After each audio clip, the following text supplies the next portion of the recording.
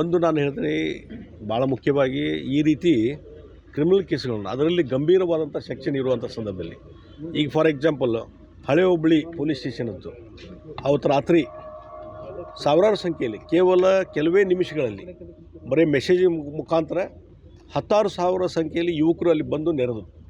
ಅದರಲ್ಲಿ ಎಲ್ಲರೂ ಮುಸಲ್ಮಾನ ಯುವಕರು.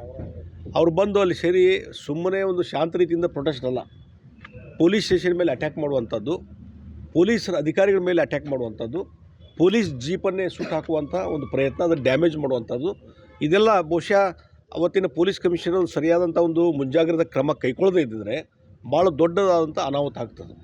ಅಂಥ ಕೇಸುಗಳನ್ನು ಸಹಿತ ಇವತ್ತು ವಿಡ್ರಾ ಮಾಡ್ತಾರೆ ಅಂತಂದರೆ ಬಹುಶಃ ಅವತ್ತು ಏನು ನೋಟ್, ಬಹುಶಃ ಹೋಮ್ ಡಿಪಾರ್ಟ್ಮೆಂಟದ ನೋಟು ಮತ್ತು ಕಾನೂನು ಇಲಾಖೆಯ ಒಂದು ಅಭಿಪ್ರಾಯ ಇವೆಲ್ಲ ನೋಡಿದಾಗ ನೆಗೆಟಿವ್ ಇರ್ತದೆ. ಇದು ನಾವು ವಿಡ್ರಾ ಮಾಡಬೇಡ್ರಿ ಅಂತ ಡೈರೆಕ್ಷನ್ ಕೊಟ್ಟಿರ್ತಾರೆ ಅವರು. ಇಷ್ಟೆಲ್ಲ ಆದಮೇಲೆ ಕ್ಯಾಬಿನೆಟ್ ತೊಗೊಂಡು ಹೋಗಿ ಕಾನೂನು ಬಾಹಿರವಾದಂಥ ಒಂದು ನಿರ್ಧಾರವನ್ನು ಕೈಗೊಂಡದ್ದು ಅಂತ ಚಾಲೆಂಜ್ ಮಾಡಿದರು ಹೈಕೋರ್ಟ್ನಲ್ಲಿ ನಿನ್ನೆ ತೀರ್ಪು ಬಂತು. ತೀರ್ಪಿನ ಪ್ರಕಾರ ಇವತ್ತು ಅದನ್ನು ಕ್ವ್ಯಾಶ್ ಮಾಡುವಂಥ ಕೆಲಸವನ್ನು ಮಾಡಿದ್ದಾರೆ ಹೈಕೋರ್ಟ್ನವರು. ಆ ಹೈಕೋರ್ಟಿನ ತೀರ್ಮಾನವನ್ನು ನಾನು ಸ್ವಾಗತ ಮಾಡ್ತೀನಿ. ಮತ್ತು ಕಾನೂನು ಬಾಹಿರವಾದಂಥ ಈ ರೀತಿಯಂಥ ಇವತ್ತು ಕ್ಯಾಬಿನೆಟ್ ಡಿಸಿಷನ್ನು ನಾಳೆ ಬರುವಂಥ ದಿವಸಗಳಲ್ಲಿ ಆಗಬಾರ್ದು. ಈ ರೀತಿ ವಿಡ್ರಾ ಆಗಿದ್ದರಿಂದ ಇವತ್ತು ಏನಾಗಿದೆ, ಇಡೀ ರಾಜ್ಯದಲ್ಲಿ ಲಾ ಆ್ಯಂಡ್ ಆರ್ಡರ್ ಪ್ರಾಬ್ಲಮ್ ಆಗ್ತಾಯಿದೆ. ಮಂಗಳೂರು ನೋಡ್ತೀರಿ, ಇವತ್ತು ಅವ್ರು ಮರ್ಡರ್ ಮಾಡಿದ್ರು, ಇವ್ರು ಮರ್ಡರ್ ಮಾಡಿದ್ರು, ಇದೇ ಆಗ್ತಾಯಿದೆ. ಇಡೀ ರಾಜ್ಯದಲ್ಲಿ ಅತ್ಯಾಚಾರ, ರೇಪು ಪ್ರಕರಣ ಸಿಕ್ಕಾಪಟ್ಟೆ. ಮೊನ್ನೆ ಇಲ್ಲೇ ಹಾನಗಲ್ದಲ್ಲಿ ಯಾರು ಆ ಸಾಮೂಹಿಕ ರೇಪ್ ಪ್ರಕರಣದಲ್ಲಿ ಇದ್ದಂಥ ವ್ಯಕ್ತಿಗಳು ಬೇಲ್ ಬಿಡಿಸ್ಕೊಂಡ್ಬಂದರೆ ಒಂದು ದೊಡ್ಡ ಮೆರವಣಿಗೆ ಮಾಡ್ತಾರೆ, ಅದು ಎಂಜಾಯ್ ಮಾಡ್ತಾರೆ, ಅಗದಿ ಏನದು ಪಾರ್ಟಿ ಮಾಡ್ತಾರೆ. ಅಂದರೆ ಈ ರೀತಿ ಕಾನೂನು ಬಗ್ಗೆ ಭಯ ಇಲ್ಲದಂಥ ವಾತಾವರಣ ಇವತ್ತು ಕಾಂಗ್ರೆಸ್ ಸರ್ಕಾರದ ಅಡಿಯಲ್ಲಿ ಆಗ್ತಾಯಿದೆ. ಅದಕ್ಕೆ ಮೂಲ ಕಾರಣ ಈ ರೀತಿ ಅಲ್ಪಸಂಖ್ಯಾತರ ತುಷ್ಟೀಕರಣ.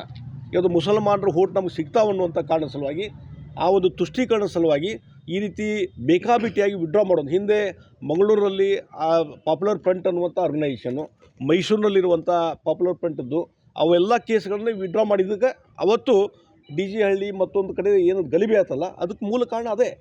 ಹೀಗಾಗಿ ಆ ರೀತಿ ಒಂದು ಭಯದ ಒಂದು ವಾತಾವರಣ ಇಲ್ಲದೇ ಇದ್ದರೆ ಈ ರೀತಿಯಂಥ ಕೃತ್ಯಗಳು ನಡೀತಾ ಇದ್ದಾವೆ. ಅದಕ್ಕೆ ನಾನು ಸರ್ಕಾರಕ್ಕೆ ಹೇಳ್ತೀನಿ, ಕೇವಲ ಅಲ್ಪಸಂಖ್ಯಾತರ ತುಷ್ಟೀಕರಣ ಇದು ರಾಜಕಾರಣ ಮಾಡೋ ಸಲುವಾಗಿ ನೀವೆಲ್ಲ ವಿಡ್ರಾ ಮಾಡುವಂಥ ಕೆಲಸ ನಿಲ್ಲಿಸಬೇಕು.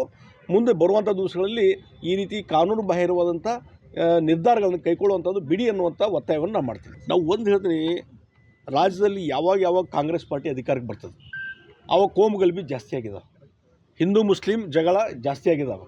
ಆ ಎಮೋಷ್ನಲ್ ಫೀಲಿಂಗ್ಸನ್ನು ಕ್ರಿಯೇಟ್ ಮಾಡುವಂಥ ಕೆಲಸ ಕಾಂಗ್ರೆಸ್ ಪಾರ್ಟಿಯವರು ಮಾಡ್ತಾಯಿದ್ದಾರೆ. ಹಿಂದೆ ವೀರೇಂದ್ರ ಪಾಟೀಲ್ ಇದ್ದಾಗೂ ಸರಿ ದಾವಣಗೆರೆಯಲ್ಲಿ, ರಾಮನಗರದಲ್ಲಿ ಎಷ್ಟು ಬರೀ ಒಂದು ದಿವಸ 2 ದಿವಸ ಅಲ್ಲ, ತಿಂಗಳಗಟ್ಟಲೆ ಜಾತಿ ಗಲಭೆ ನಡೆದು ನಾವು ನೋಡಿದ್ದೇವೆ. ಹಿಂದೂ ಮುಸ್ಲಿಮ್ ಹುಬ್ಬಳ್ಳಿಯಲ್ಲಿ ಎಷ್ಟು ಹಿಂದೂ ಮುಸ್ಲಿಂ ಗಲಭೆ ಹಾಕಿತ್ತು. ಹುಬ್ಬಳ್ಳಿಯಲ್ಲಿ ಈದ್ಗಾ ಮೈದಾನದ್ದು ಪ್ರಕರಣ ಯಾಕೆ ಇದಾಯಿತು? ಅದು ಕಾಂಗ್ರೆಸ್ ಸರ್ಕಾರ ಇದ್ದಾಗ. ಹೀಗಾಗಿ ಹಿಂದೂ ಮುಸ್ಲಿಂ ವಾತಾವರಣ ಕೆಡಿಸುವಂಥದ್ದು, ದ್ವೇಷದ ವಾತಾವರಣ ನಿರ್ಮಾಣ ಮಾಡುವಂಥದ್ದು ಯಾವುದಾದ್ರೂ ಪಾರ್ಟಿ ಇದ್ದರೆ ಅದು ಕಾಂಗ್ರೆಸ್ ಪಾರ್ಟಿ ಹೊರತು BJP RSS ಅಲ್ಲ ಅಂತ ನಾನು ಸ್ಪಷ್ಟವಾಗಿ ಹೇಳ್ತೀನಿ.